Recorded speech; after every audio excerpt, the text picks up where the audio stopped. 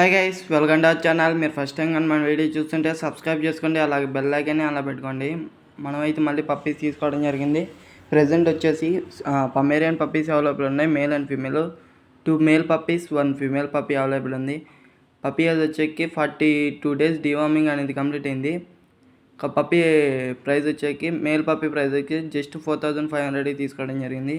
Female 4000కి తీసుకోవడం జరిగింది. అలాగే సిజ్జు మేల్ పప్పీ తీసుకోవడం జరిగింది.